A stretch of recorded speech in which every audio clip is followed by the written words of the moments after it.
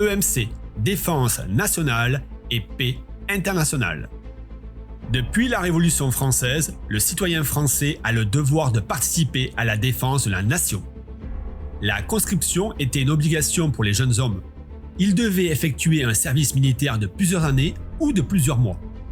En 1997, le service national, qui a été ouvert entre-temps aux femmes volontaires, est suspendu par le président de la République. Les armées doivent se professionnaliser. Elles recrutent et elles forment des volontaires. Attention, l'appel sur les drapeaux peut être rétabli si la défense de la nation le justifie. Le parcours citoyenneté. En 2002, un parcours citoyenneté est mis en place pour renforcer le lien armée-nation. Il s'agit de sensibiliser la jeunesse à son devoir de défense. Ce parcours est composé de 3 étapes obligatoires. Entre 14 ans et 15 ans, l'élève de 3e bénéficie d'un enseignement sur la défense. Et oui, cette vidéo est une réponse à cette obligation. À 16 ans, les jeunes Français participent au recensement citoyen. À la mairie ou sur le site internet de celle-ci, ils s'inscrivent sur une liste officielle. Ils reçoivent une attestation de recensement qui doit être présentée lors de certaines démarches, comme l'inscription à la conduite accompagnée. Le recensement permet à l'administration de convoquer les jeunes Français avant leur 18e anniversaire à la journée Défense et Citoyenneté, la JDC. La JDC. Toutes les Françaises et tous les Français sont tenus de participer à la journée Défense et Citoyenneté. La JDC est avant tout une journée d'information. Un test de compétences, notamment sur la maîtrise de la langue, d'une demi-heure est organisé. Ce test permet de repérer les jeunes les plus en difficulté et de les informer individuellement sur les dispositifs d'aide. Une présentation des différentes formes d'engagement est réalisée. Il s'agit d'informer notamment sur le volontariat dans le service civique, une formation sur les premiers secours ou sur la sécurité routière ou sur l'égalité entre les femmes et les hommes peut compléter ce moment consacré au civisme. Un rappel des missions de la défense et la sécurité nationale permet de sensibiliser les jeunes Français aux enjeux et aux risques actuels. Une découverte des métiers de l'armée, notamment à travers la visite du site de la caserne, permet d'informer des possibilités d'engagement dans l'armée professionnelle. À la fin de la JDC, une attestation est distribuée. Elle est indispensable pour participer aux concours et examens d'État, notamment le bac ou le permis de conduire. La défense nationale. Dans un monde marqué par de multiples menaces et dangers, la défense nationale protège la paix, le territoire, la population et les intérêts politiques, économiques ou culturels de la France dans le monde entier. Les armées de terre et de l'air, la marine nationale et d'autres services comme la gendarmerie ou les sapeurs-pompiers assurent la sécurité. Si le Parlement décide de l'entrée en guerre, le président de la République est le chef des armées. Son gouvernement met tout en œuvre pour assurer les différentes missions de la défense. Anticipation.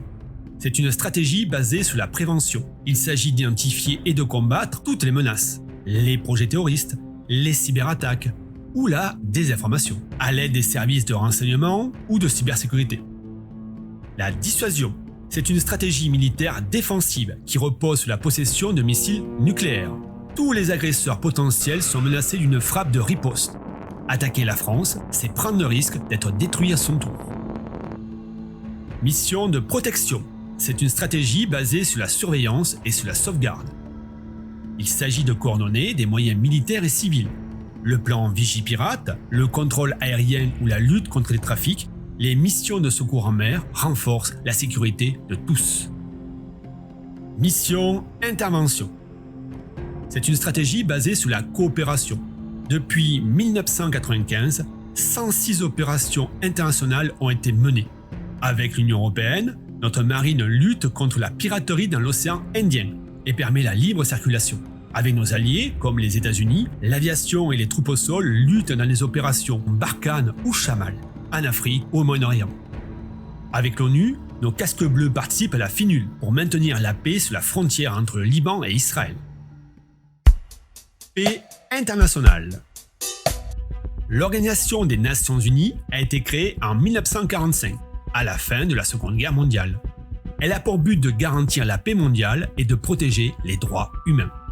Elle regroupe 197 États qui dialoguent et collaborent dans le cadre d'une assemblée générale et d'un conseil de sécurité permanent chargé de la sécurité internationale.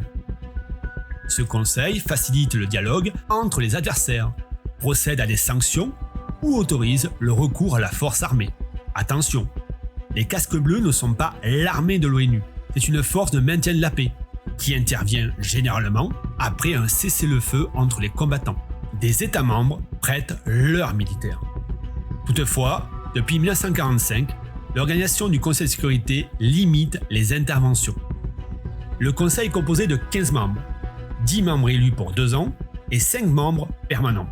Les États-Unis, la Russie, la Chine, le Royaume-Uni et la France, soit les vainqueurs de la Seconde Guerre mondiale.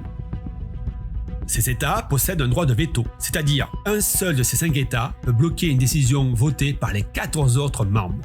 Un exemple, en 2022, la Russie a mis son veto à une demande qui exigeait le retrait du territoire ukrainien de tous les soldats russes. Après un conflit, le Conseil de sécurité peut établir des tribunaux pénaux internationaux ou étendre la compétence de la Cour pénale internationale. La France soutient une modification du Conseil de sécurité. L'Allemagne, le Brésil, l'Inde et le Japon pourraient devenir des membres permanents et le droit de veto ne pourrait plus être utilisé face aux crimes de masse. Mais cela reste un projet.